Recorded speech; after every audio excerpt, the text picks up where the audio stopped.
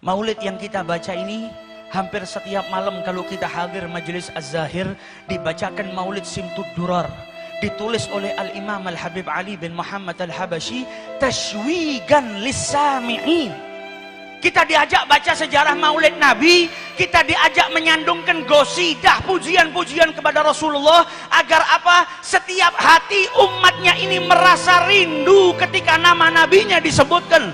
Kalau kita belum merasa rindu, belum merasa bahagia ketika Nabi Muhammad namanya disebutkan di hadapan kita, itu tandanya cinta kita masih lemah. Karena ketika kita mencintai harta, di saat kita kesusahan kayak apapun, kita mendapatkan harta yang berlimpah, maka kesedihan, kesusahan, bahkan penyakit sekalipun akan hilang dengan sesaat.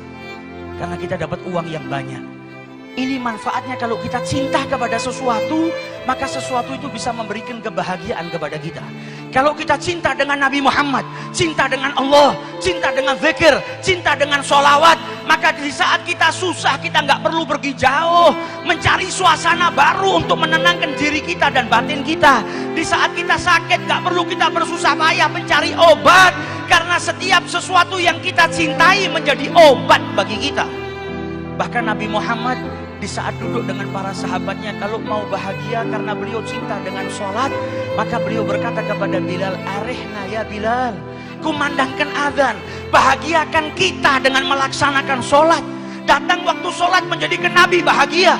Begitu juga dengan para ulama, bukan hanya kepada Nabi Muhammad, kepada gurunya saja mereka mendapatkan ketenangan.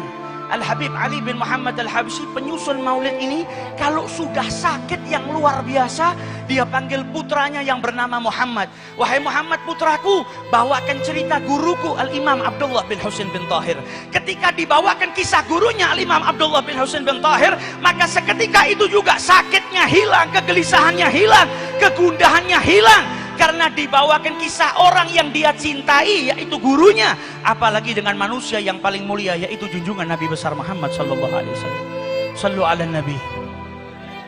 Bahkan Al-Habib Ali meniru Rasulullah. Kalau sedang sakit, beliau sampai punya syair, Gulu Ali bin Muhammad Rabbana qad syafah, Ali idza qad marad shifahu fi'lus shalah. Beliau memotivasi dirinya sendiri, katakan kepada Ali. Beliau yang mengutarakan, Ali kalau sudah sakit, maka penawarnya atau obatnya hanyalah sholat. Ketika sudah sholat, maka seluruh penyakit itu hilang. Kita belajar di majelis ini bagaimana mencintai Nabi Muhammad dengan sekuat tenaga kita. Penuhi hati kita dengan mahabbah kepada Rasulullah. Maka di saat kita kesusahan, di saat kita kesumpekan, gelisah datang kepada kita, mendengar namanya Nabi Muhammad SAW, maka kegelisahan, kegundahan, kesempitan, apapun yang terjadi pada kita akan hilang, berubah menjadi bahagia karena Nabi besar Muhammad SAW.